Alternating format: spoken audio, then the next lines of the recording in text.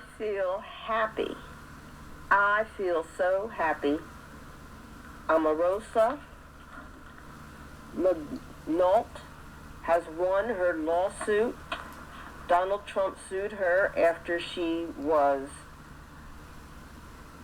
threatened with firing, and then she resigned from her position for African American community relationships. And that was during Donald Trump's presidency. Omarosa was the only black female that was hired on the Trump team.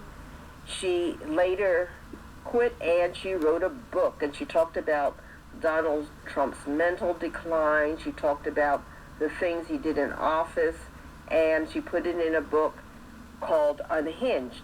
The book sold a lot of copies, and Donald Trump said, hey, you're getting money based on talking about me, and that is unjust enrichment. You do not deserve to have that money. So he sued her, said she violated her non-disclosure agreement, which he made people sign when he became president. And poor Omarosa, coming off a government salary, it's just impossible to fight somebody as wealthy as Trump and who is irate. I mean, he just can't stand for anybody to say anything negative or that might disclose his real activities while he's in the White House. He sued her. That lawsuit has been going on for many years. And finally, now here in the end of September 2021, the arbitrator, which Trump chose through his legal team, has said that non-disclosure agreement was just onerous, was not possible to be effective and valid. He voided it and said Trump lost. Omarosa's book is okay.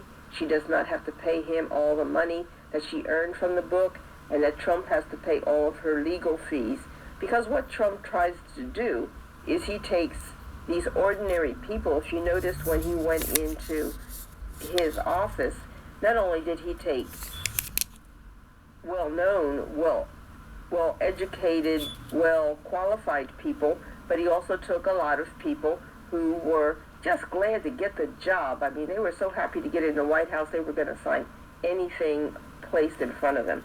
So they signed these non-disclosure agreements, and they knew they never would be able to fight them because they didn't have the money to back them up to be able to fight Trump and his threats.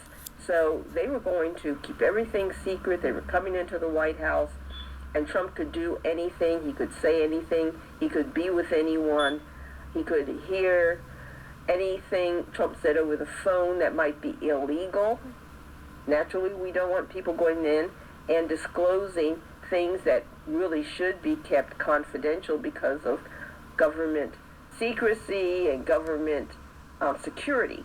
But there are a lot of people that get into the White House and start doing all kinds of illegal things, just like we see police get into the office of being an officer, and then they start finding, hey, I got all these powers, I can do this, that, and the other. And sometimes we hear of policemen stopping a good-looking, no, they don't have to be good-looking, but a girl who's in a car in an isolated area, raping and even perhaps killing her. You know, these people go crazy. So that when you have people in positions of power, you always want oversight. You always want somebody who can come in and say, hey, this guy's going crazy, this girl's going crazy, we need to stop it now, we need to make this known to the public, and we need to protect the workers, we need to protect the country, we need to protect the city, the county, whatever.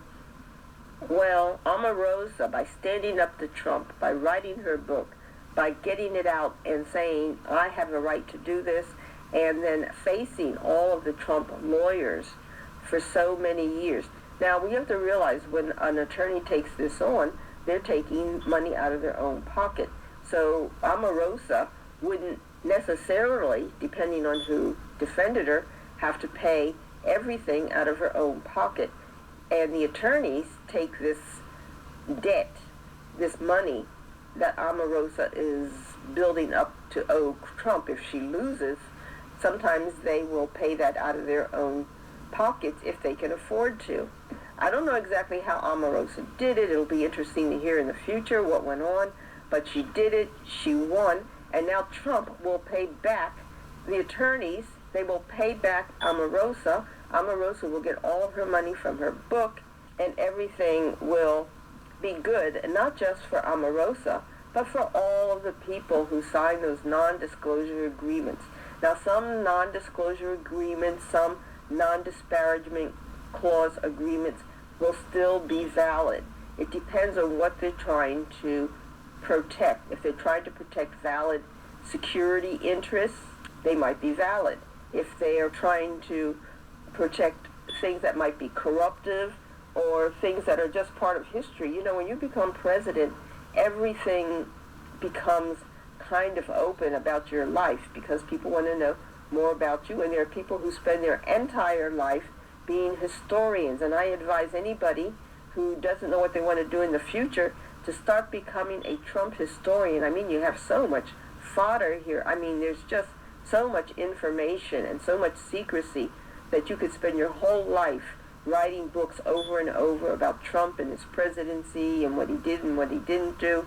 So it's a good job for people who want to become a Trump historian in the future. Just start writing books about Trump, and I'll tell you, there's so much that we still don't know about this man. And I think a lot of people who signed those non-disclosure agreements, especially people in the White House, will take a second look and start disclosing information that they know that they find might be important either for historical reasons or for legal reasons, things that they feel might have been against government interests or whatever. But thanks God, this thing with Omarosa is over. God bless you, Omarosa, for doing what you did. Congratulations to the arbitrators who came to this result that it's just too much. Trump was asking for non-disclosure of anything about him, his family, his contacts, his business, and on and on and on, forever.